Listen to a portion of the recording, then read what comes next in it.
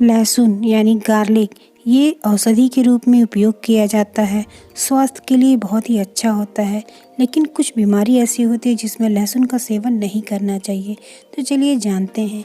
तो इससे पहले मैं आपसे छोटी सी रिक्वेस्ट करना चाहती हूँ कि अगर आप मेरे चैनल पर पहली बार आए हैं तो प्लीज़ चैनल को सब्सक्राइब करके बेल के आइकन को दबा के नोटिफिकेशन को ऑन कर लीजिए, जिससे कोई भी नया वीडियो अपलोड करे तो उसका नोटिफिकेशन आपको सबसे पहले मिले।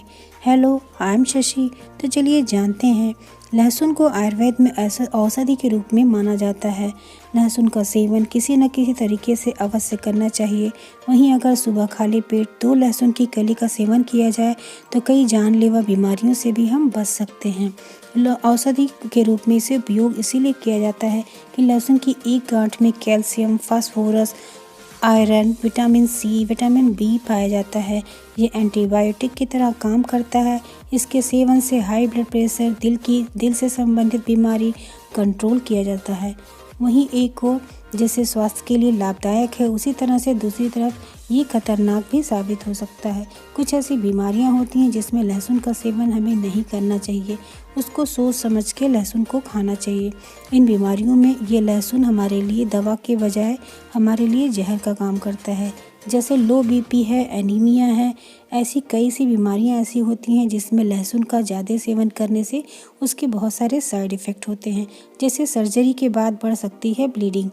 लहसुन का ब्लीडिंग का खतरा बढ़ जाता है। लहसुन के सेवन करने से ब्लीडिंग का खतरा बढ़ जाता है, इसलिए इसे खून पतला करने वाली दवाइयों के साथ नहीं लिया जाना चाहिए। सर्जरी से कम 7 दिन पहले लहसुन का सेवन बंद कर देना चाहिए। लहसुन में एंटी प्लेटलेट्स होते हैं जो सर्जरी के दौरान ब्लीडिंग को बढ़ा देते हैं। इसलिए अगर आपका ऑपरेशन होना है या हुआ है तो लहसुन का सेवन सोच समझ के करें। इसी तरह से लो ब्लड प्रेशर यानी हाई ब्लड प्रेशर के लिए लहसुन तो बहुत ही अच्छी होती है, लेकिन अगर आप लो ब्लड प्रेशर के पेशेंट हैं तो लहसुन का सेवन जो है आप सोच समझ के करिए। जैसे लहसुन हाई ब्लड प्रेशर के लिए तो बहुत अच्छा होता है, लेकिन जस्ट अपोजिट अगर लो ब्लड प्रेशर का पेशेंट है तो उसके लिए लहसुन खतरनाक होता है, क्योंकि ये ब्लड के सर्कुलेशन को धीमा कर देता है, जिससे ब्लड प्रेशर नॉर्मल होने के बजाय डाउन होने लगता है यानी गिरने लगता है। तो अगर बीपी लो है तो आप लहसुन का सेवन बहुत ही सोच समझ के करिए। इसी तरह से एनीमिया यानी खून की कमी, जब शरीर में खून की कमी हो जाती है तो उसे एनीमिया रोग के नाम से जाना जाता है। ये इसलिए नुकसानदायक होता है क्योंकि इसका तासीर बहुत गर्म होता है।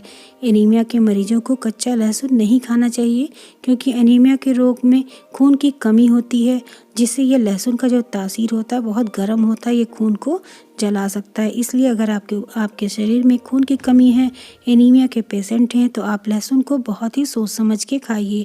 उसे कच्चे फॉर्म में बिल्कुल उपयोग मत करिए, उसे पका के खा सकते हैं।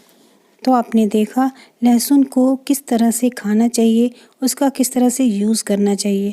अगर इन बीमारियों से आप जूझ रहे हैं तो आप इस लहसुन का प्रयोग बिल्कुल कच्चे फॉर्म में तो बिल्कुल मत करिए।